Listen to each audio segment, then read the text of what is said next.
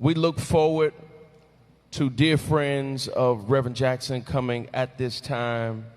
One of the greatest comedians ever, a friend of all of ours, a dear friend to me, Mr. Chris Tucker. Following, Reverend Dr. Otis Moss Jr. In that order. Come on, let's give Chris a great big hand. How y'all doing? I was watching online yesterday. This is longer than Aretha's funeral. Yesterday, they took the family seats out. I said, oh my God, black people. No, this is unbelievable. I got to tell y'all my little story. Hey there, sir. A lot of preachers in here.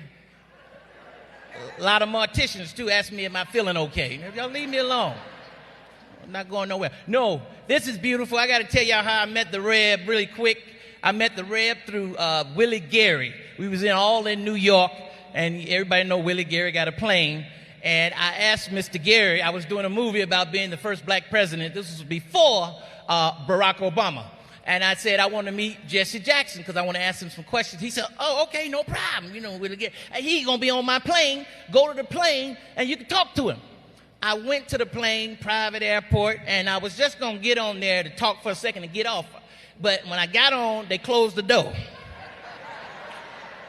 And I said, hold up, Reb, I just want to talk to you for a second. He said, put your seatbelt on. Shut up. I said, well, I don't have no stuff. Where are we going? He said, I don't know. And he asked Lamel McMorris, who worked with him at the time. He asked Lamel, where we going? Lamel said, I don't know. So we sitting on this plane, and we about to take off. We took off. I said, well, maybe I'll have some good time. This is what God meant with the Reverend Jesse Jackson. And we was getting ready to talk, and Reverend fell asleep on me. He just fell right to sleep. And I said, Lamel, what's going on, man? Where we going? He said, I don't know, Doc. I don't know. We end up in somewhere, I don't know where, but it was for somebody's grandmother who passed away. Reb flew all the way out there for somebody's family to support them. And I was like, oh, okay. And we said hello to everybody. They kind of knew who I was, too. And then I thought that was good. We went to the plane, and I thought we was going back. We went to somebody else's funeral in another state. I said, wait a minute, Reb. Y'all done kidnapped me. He said, let be calm. Be calm. We're going to take you back. So I said, okay, maybe we could talk. We could talk for a little bit because we had a little time. He took his nap. He was up. He was good. And I remember the Reb told me some wisdom I'll never forget because we was flying in that plane to the second funeral. And he said, Chris, the thing about flying like this so much, you miss the details. You miss the details. And I realized how much he sacrificed and gave to so many people and came and supported to his people, for his people and other people and the world. He missed so much and he worked so hard. And that's when I realized work ethic. He had a work ethic I'd never seen in my life. I knew I was lazy compared to what he was doing. Because every time I saw him, he was doing something, going somewhere and doing something important. And I remember one time, and I told you about the movie I was doing, and Reb introduced me to President Clinton. At the time, he was the president of the United States in 1999. He introduced me to the president. I'm the little kid from Decatur, Georgia. And he took me into the White House. At that time, Reb had a key to the White House. We walked in there, he had house shoes on. He was like, come on, follow me. Stay close, boy. Mr. President, this is Chris Tucker. This is Chris Tucker right here. He butchered my name, but it was Chris Tucker. Chris Tucker. Clinton didn't know who I was. Who is that? I love you. I love you. Chelsea loves you. I like you. You said something about your movie about Chelsea. I like you a lot. You know how the Reb is. He was like, I told you I was going to do that. President of the United States.